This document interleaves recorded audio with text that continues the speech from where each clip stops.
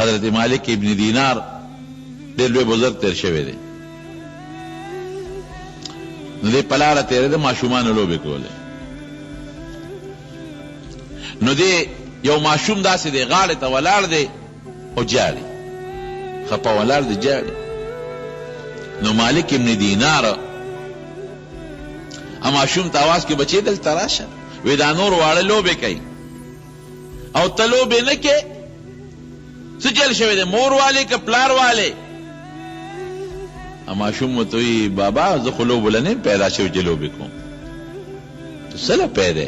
وی زه خو دې له پیدا یم چې الله قرآن شریف کې ما خلقت الجن والانس الا لیعبدون، چې ما انسان او پیریان د عبادت لپاره پیدا کړي، لوبو له نه پیدا، زه خو عبادت له پیدا یم. وی دا جاړې ولې؟ مور پلار وهلې ځکه جاړې؟ وی نه.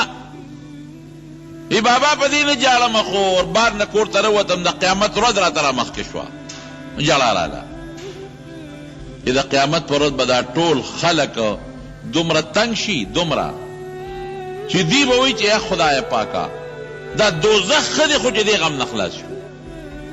نو حضرت آدم علیه السلام پسې بلال شي چې سپارش وکړه چې الله حساب کتاب شروع کړي. نو به ورته انکار وکړي، نو حضرت نوح علیه السلام پسې بلال شي. نو به ورته انکار وکړي، نو حضرت ابراهیم علیه السلام پسې بلال شي. اب هم انکار وکړي چې لست لذلک، زم دا کار نشم کولی. نو حضرت موسی علیه السلام پسې، حضرت عیسی علیه په ټول پیغمبرانو به وګرځي. اخره کې به نبی کریم صلی الله علیه وسلم راشي ګرځي. دا یاره مې په دې زړه کې راله، نو جړه راله. نو مالک ابن دینار ورته وایي بچې وی باید چې مونږ وجاړو. ته ولې جاړې؟ ته خو ماشوم یې، ماشوم له خو د دوزخ اور نشته، ته ولې جاړې؟ ماشوم ورته څه وایي؟ وی کاکاجي، وی زما مور چې کله خشاک بلی که نه اور بلی، وی دا غټې دړې غټ لرګي چې بلی کله نو دا نه بلیږي، نو دا واړه واړه ته توتن کی، دا نری نری ډکي راغونډ کی توتن کی، دې ته اور بل کی، نو بیا پې د پاسه غټې دړې کښېني. نو زه یریږم مونږ توتن کی یو. هسې نه چې د جهنم اور الله بلی او ګرمۍ او وایي چې دا ماشومان دا توتن کې راولئ چې دا ورته لاندې بل کو، د پاسه به پې غټ اور بلیږي. او کاکاجي د یو سړي لرګی دی، یو سړي سره ماشوم ورته وایي کاکاجي یو سړي سره لرګی دی، د هغه خوښه ده که کټ ته جوړئ، د هغه خوښه ده که میز ته جوړئ، د هغه خوښه ده که تخته پوش تخت ته جوړئ، د هغه خوښه ده چې قیمتي لرګی دی اور پسې ږدي.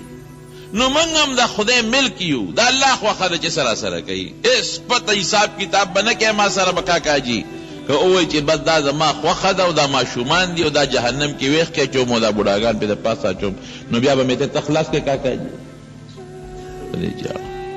مالک ابن دینار ورته وایي په ډېرو استادانو په ډېرو بزرګانو ګرځېدلي، خو بچې چې نن تا ما ته کوم نصیحت وکړو، زړه کې دې راته کوم درد پیدا کړه، دا ماله چا هم نه دی پیدا کړی.